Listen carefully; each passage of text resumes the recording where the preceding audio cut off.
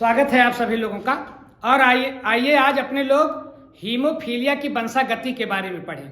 इसके पहले भी हीमोफीलिया पर एक क्लास लिया गया है जिसमें हीमोफीलिया के बारे में पूरा विस्तार से बताया गया है। आज आइए अपने लोग केवल हीमोफीलिया क्या है ये संक्षेप में जाने और हीमोफीलिया की वंशागति कैसे होती है।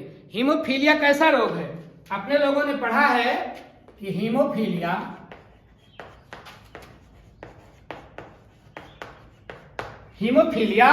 कैसी बीमारी है जिसमें रक्त का थक्का नहीं बनता। हीमोफीलिया कैसी बीमारी है? हीमोफीलिया एक ऐसी बीमारी है जिसमें घाव लग जाने पर, कहीं चोट लग जाने पर, त्वचा के छिल जाने पर खून बहना बंद नहीं होता, रक्तस्राव होता ही रहता है। वही बीमारी क्या कहलाती है? हीमोफीलिया। खून का बहना बंद ना होना ही हीमोफीलिया है। किसी चोट आदि के लगने पर खून का बहना बंद ना ही होना क्या कहलाएगा? हीमोफीलिया कहलाएगा। अब ये जो हीमोफीलिया है ये कैसी बीमारी है? अपने लोगों ने पढ़ा था कि ये लिंग सहलग्न बीमारी है। कैसी बीमारी? लिंग सहलग्न। ये लिंग सहलग्न बीमारी कौन सी होती है? भैया लिंग सहलग्न बीमारी वो होती है जो लिंग गुणसूत्र पर पाई जाती है। सेक्स क्रोमोसोम पर पाई जाने वाली बीमारी, सेक्स क्रोमोसोम पर पाई जाने वाली बीमारी जो एक पीढ़ी से दूसरी पीढ़ी तक जाती है उसे लिंग सहलग्न रोग कहते हैं। तो हीमोफीलिया क्या है? हीमोफीलिया एक लिंग सहलग्न रोग है। मतलब जो लिंग गुणसूत्र होता है, अपने लोगों ने पढ़ा है ना कि मनुष्य के में कितने गुणसूत्र पाए जाते हैं? 46, 23 जोड़ा। तो 22 जोड़े जो गुणसूत्र होते हैं जन्म कोशिकाओं के वो शरीर निर्माण के जिम्मेदार होते हैं। जो 23वां जोड़ा होता है वो लिंग निर्धारण करता है। तो पुरुष में 23वां जोड़ा किस प्रकार का होता है? XY टाइप का। और महिलाओं में 23वां जोड़ा कैसा होता है? XX टाइप का। 22 जोड़े बिल्कुल समान होते हैं, 23वां जोड़ा भिन्न प्रकार का होता है। अब ये जो लिंग सहलग्न रोग होते हैं वो इन्हीं क्रोमोसोम पर पाए जाते हैं। या तो XY पर पाया जाएगा या तो XX पर पाया जाएगा। मतलब सेक्स क्रोमोसोम पर पाए जाने वाले रोग जो एक पीढ़ी से दूसरी पीढ़ी में ट्रांसफर होते हैं उसे बोलते हैं लिंग सहलग्न रोग, सेक्स लिंक्ड डिजीज।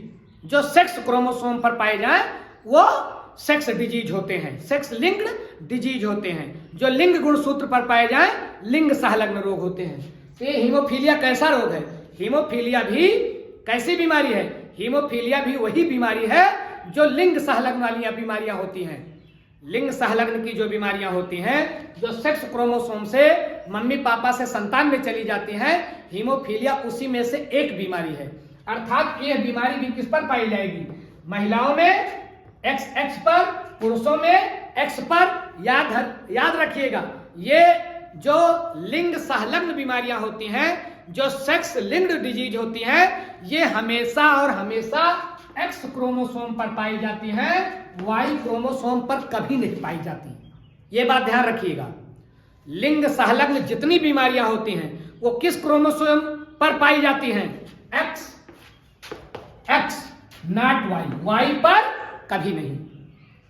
तो भैया हीमोफीलिया जो लिंग सहलग्न रोग है जो एक पीढ़ी से दूसरी पीढ़ी तक सेक्स क्रोमोसोम से पहुंचता है, ये बीमारी जिसमें खून का थक्का नहीं बनता है, चोट लगने पर खून बहता ही रहता है, इस बीमारी की खोज किस वैज्ञानिक ने की थी? डॉक्टर कॉनराड ओट्टो नाम के वैज्ञानिक ने इसकी खोज की थी। हीमोफीलिया बीमारी की खोज किसने की? Conrad Otto. इस बीमारी को उन्होंने ब्लीडर्स रोग दिया।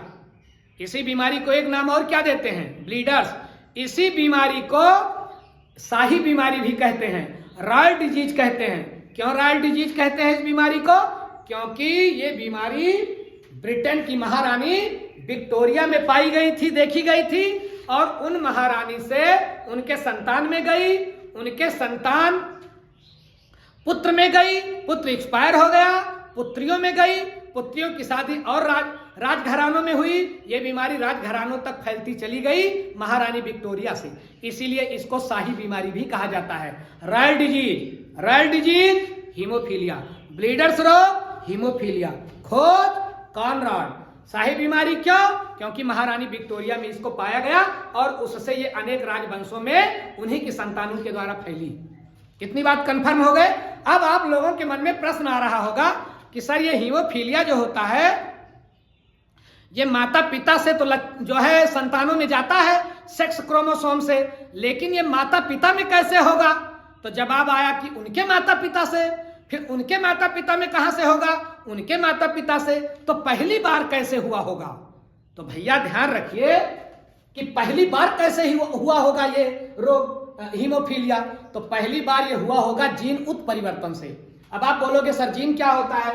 देखिए गुणसूत्र, गुणसूत्र बनता है किसका? डीएनए का, और डीएनए पर लगे होते हैं जीन।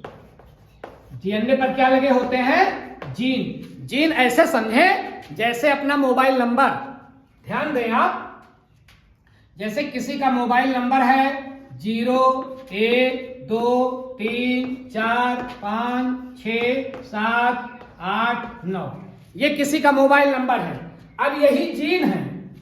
अब इस मोबाइल नंबर को कोई डायल करेगा तो मान लीजिए कोई किसी के मित्र का ये फोन नंबर है, किसी के मम्मी पापा का ये नंबर है, तो जब कोई इस नंबर को डायल करेगा तो उसके पास फोन जाएगा।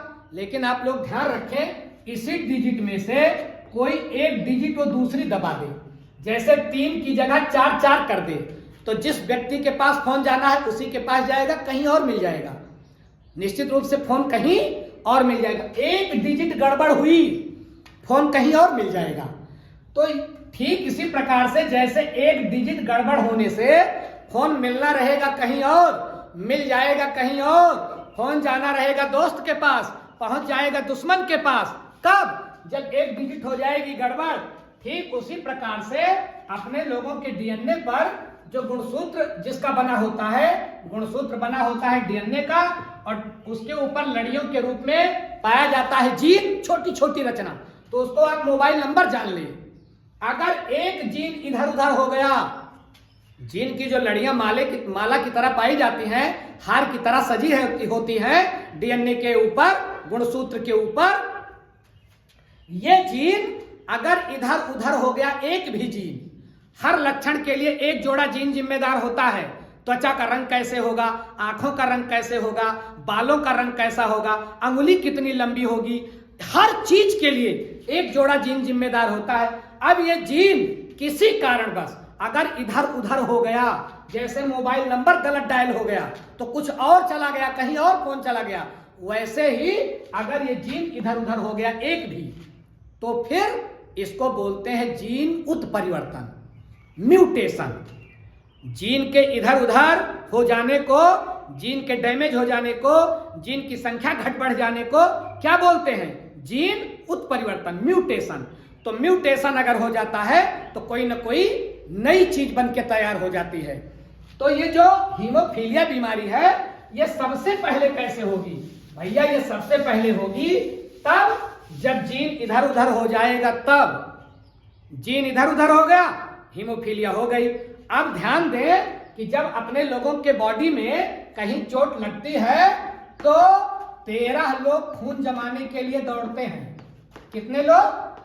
13, 6, 7, 8, 9, 10, 11, 12 और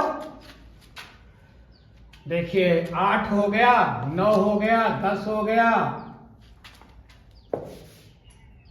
ये हो गया 11, ये हो गया 12 और फिर ये हो गया 13।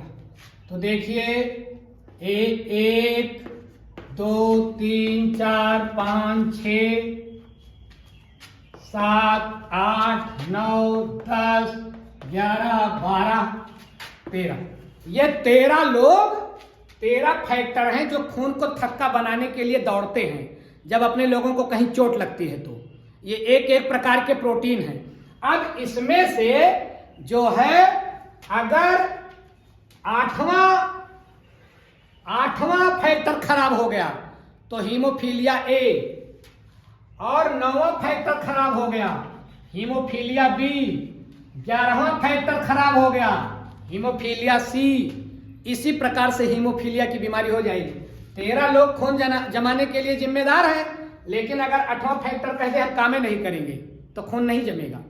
अगर ये स्ट्राइक पर चला जाए 8वां फैक्टर, मतलब 13 लोगों में से एक सज्जन कहें कि मैं काम नहीं करूंगा, तो फिर काम नहीं होगा। किसी काम को करने के लिए 13 लोगों की जरूरत है और उसमें से एक आदमी कहे मैं नहीं करूंगा, तो फिर करंट टूट नहीं जाएगा, लड़ी कमजोर हो जाएगी, तो खून थक्का नहीं बनेगा। 8वां अगर फैक्टर कमजोर हुआ तो हीमोफीलिया ए टाइप की हो जाती है। ये सबसे कॉमन हीमोफीलिया है। अगर फैक्टर नंबर 9 जो है डैमेज हुआ तो हीमोफीलिया बी हो जाएगी, ये थोड़ा दुर्लभ है। अगर फैक्टर नंबर 11 कमजोर हुआ तो फिर हीमोफीलिया कौन सी सी हो जाएगी, ये सबसे दुर्लभ है।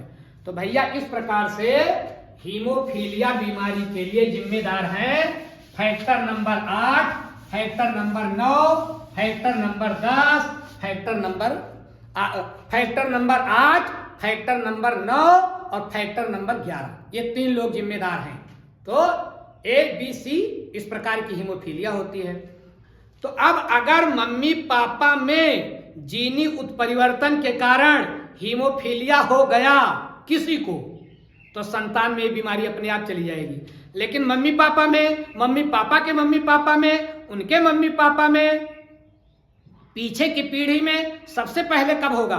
जब जीन में म्यूटेशन हो जाएगा, जीन इधर उधर हो जाएगा तब। जीन कहां पाया जाएगा? क्रोमोसोम में।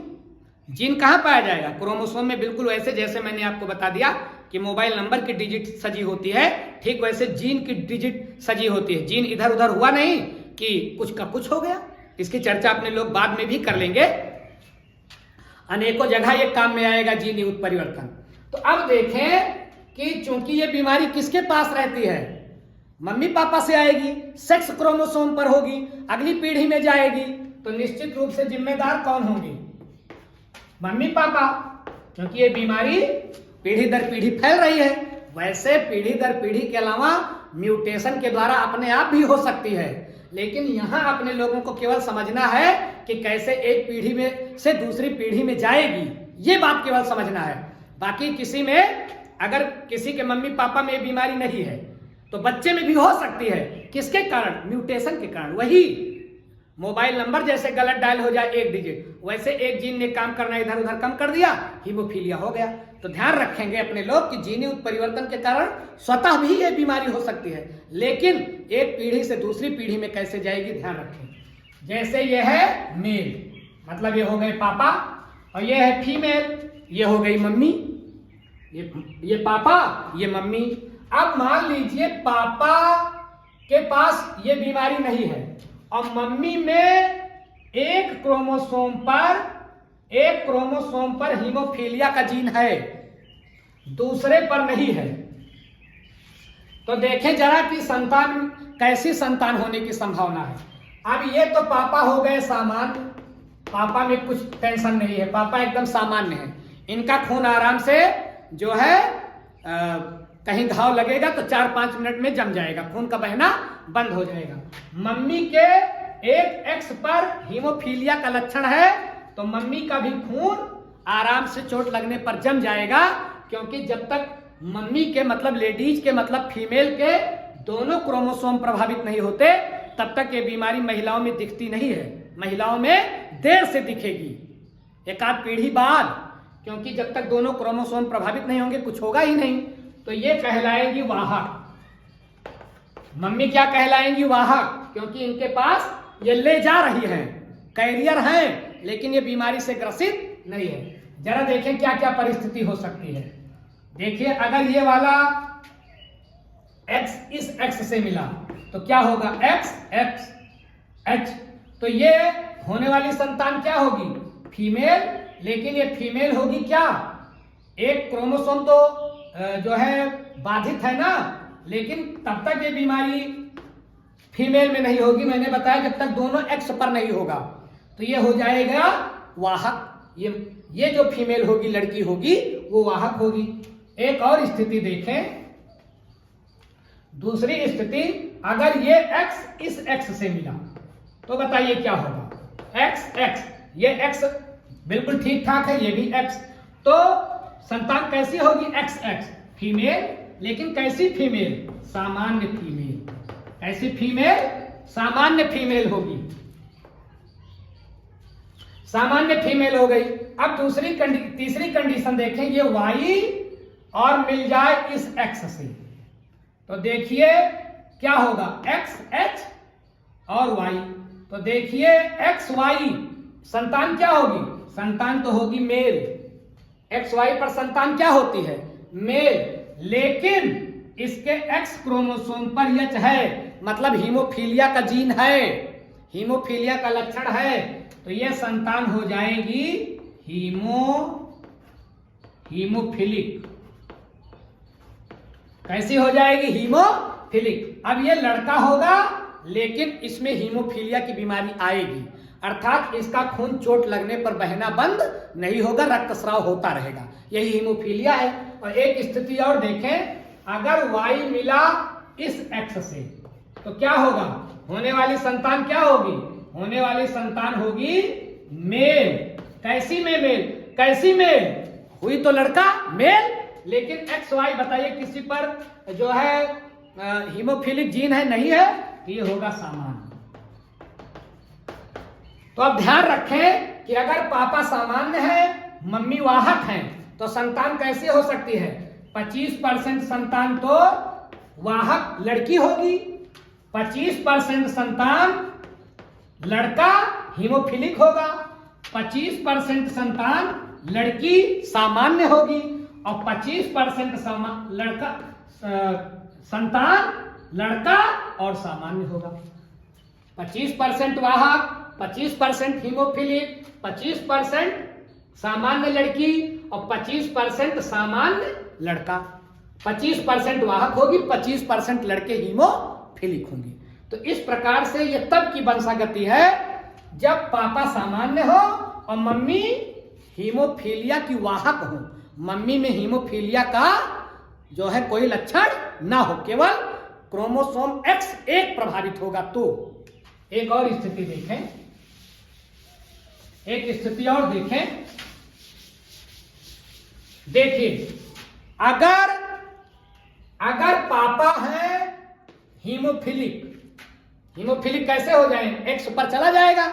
और मम्मी है सामान्य, मम्मी है सामान्य, XX एकदम सेफ है, लेकिन पापा है हीमोफिलिक, ये है हीमोफिलिक, और मम्मी है सामान्य। अब देखिए क्या होगा अगर इन दोनों के मध्य में क्रोमोसोम के मिलने से संतान कैसी होगी? पहली कंडीशन होगी XHX। बताइए होने वाली संतान क्या होगी? निश्चित फीमेल, लेकिन कैसी फीमेल? वाहक, क्योंकि एक क्रोमोसोम प्रभावित है, इसलिए अगली पीढ़ी में ले जाने वाली लड़की होगी, खुद बाधित नहीं होगी। दूसरी स्थिति देखें, ये X मिले इस X से, तब बताइए क्या होगा? XX लड़की होगी, हाँ मतलब फीमेल होगी। XX है तो फीमेल होगी बिल्कुल, लेकिन कैसी फीमेल है? किसी के ऊपर, इसको देखें XH, हाँ तो ये XH और X, दूसरी स्थिति ये क्रिएट होगी। भैया XH है ना, मतलब हीमोफिलिक वाला X इस X से मिलेगा ना, तो लड़की तो होगी XX फीमेल, लेकिन कैसी फीमेल? ये होगी वाहक। तो लड़की दो हुई, दोनों वाहक। अब जरा लड़कों की कंडीशन देखिए, YX, तो क्या होगा? YX हुआ क्या? हुआ मेल। कैसा मेल? सामान्य, किसी पर कोई लक्षण नहीं है, X भी सेफ है, Y भी सेफ है। इसका मतलब होने वाली संतान तो लड़का होगी, मेल होगी, लेकिन सामान्य मेल होगी। और ध्यान दें, एक और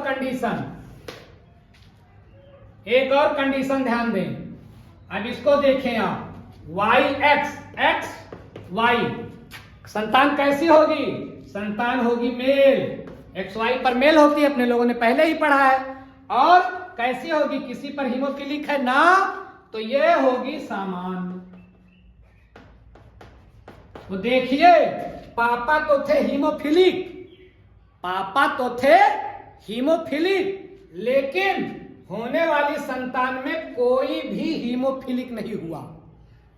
25% लड़की वाहक, 25% पुरुष सामान, 25% लड़कियां वाहक, 25% पुरुष सामान्य। अब देखिए, पापा तो थे हीमोफिलिक, मम्मी अगर सामान्य है, मम्मी के पास किसी क्रोमोसोम पर इसके लक्षण नहीं है, तो होने वाली जो संतानें होंगी किसी में हीमोफीलिया का लक्षण दिखाई नहीं पड़ेगा, किसी में भी हीमोफीलिया का लक्षण दिखाई नहीं पड़ेगा। तो किस प्रकार की संरचना होगी? आइए एक स्थिति और देखें अपने लोग, एक स्थिति और देखिए। अगर मम्मी और पापा दोनों हीमोफिलिक हैं तो क्या होगा?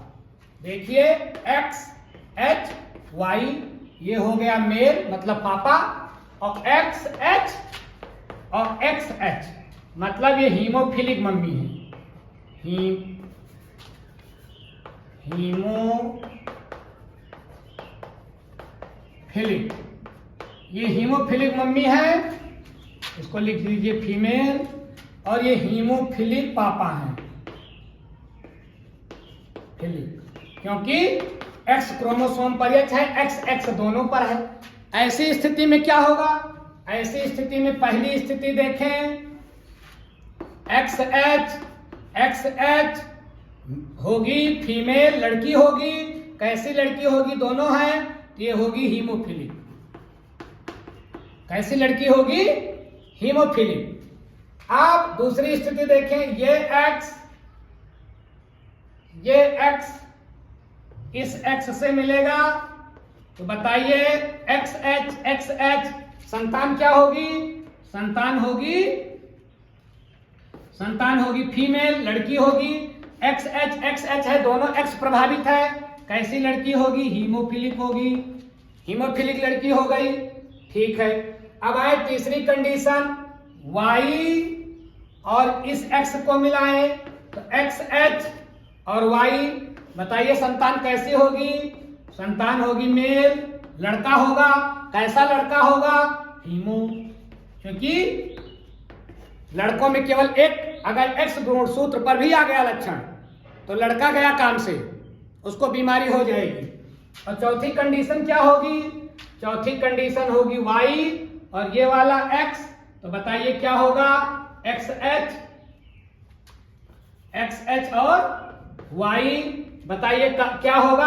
हाँ बिल्कुल होगा मेल, लड़का होगा। कैसा लड़का होगा? ये होगा हीमो लड़का, हीमोफिलिक।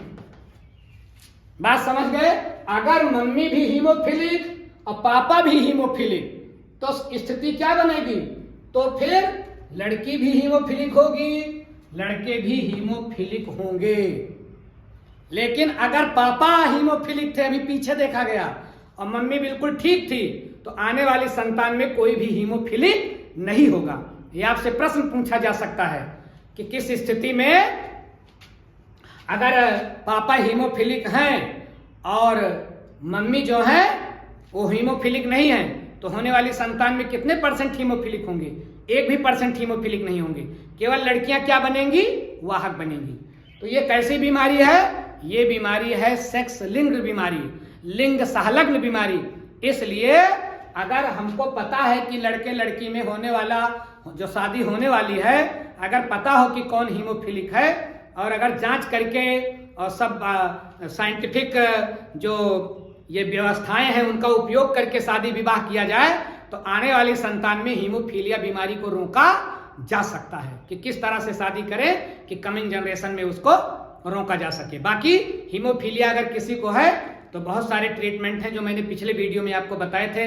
दवा है, इंजेक्शन है, जीन थेरेपी है, जीन रिप्लेसमेंट है। इन तकनीकों का यूज करके हम हीमोफीलिया बीमारी को एक हद तक कम कर सकते हैं। तो ठीक है भैया, ऐसे ही जानकारी के साथ आगे के लिए